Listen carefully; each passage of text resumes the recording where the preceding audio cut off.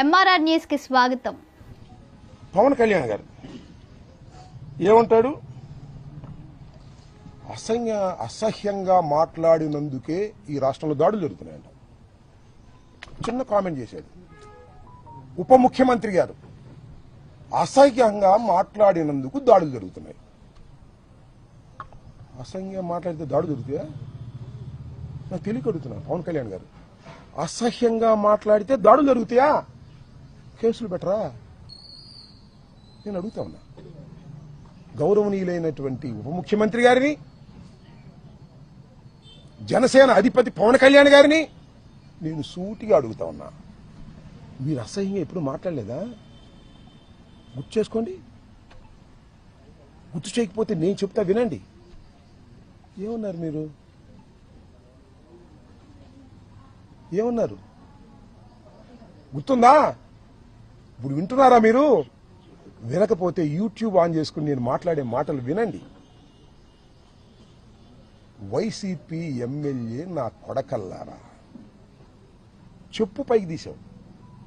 ఎక్కడా spur of the moment కాదు, గొడవలో కాదు, ఒక వేదిక మీద, నీ జనసేన నాయకులందరూ కూర్చున్నటువంటి వేదిక మీద, మీడియా అంతా ఉన్నటువంటి వేదిక మీద ఒక మైక్ పెట్టుకుని మాట్లాడావు. నేను అలా కాదు. Spur of the moment, mike లేదు, కారులో ఉన్నాను, క్షమాపణ చెప్పాను.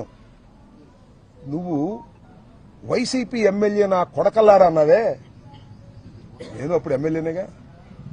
నా కొడక అంటే అర్థం ఏంటో తెలుసా నీకు పవన్ కళ్యాణ్ గారు?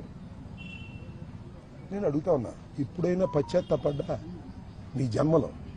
ఇప్పుడైనా పశ్చాత్తాపడ్డావా? నేను పడ్డానయ్యా. ఎమ్మటే విత్ ఇన్ అవర్స్ లో పడ్డా. నా మీద దాడి చేయడం కరెక్ట్ అంటావు నువ్వు ఎప్పుడైనా పశ్చాత్తాపడ్డావా? పోనీ ఇప్పటికైనా పశ్చాత్తాపడుతున్నావా? నీకైతే లైసెన్స్ ఉంది, ఎవరైనా తిట్టొచ్చు.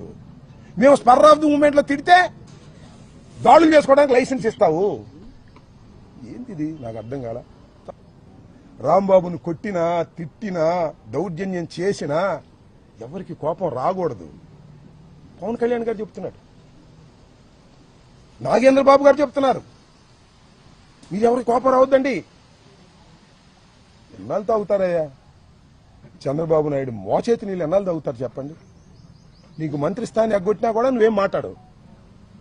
ఏమిటి అన్యాయం అని అడుగుతా ఉన్నా. ప్రతి కుక్కకి ఒక రోజు వస్తుంది. This the saying.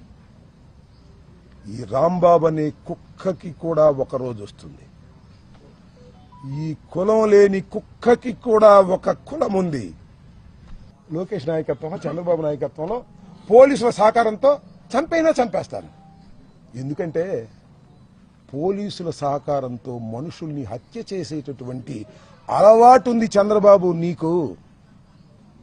ఆ అలవాటు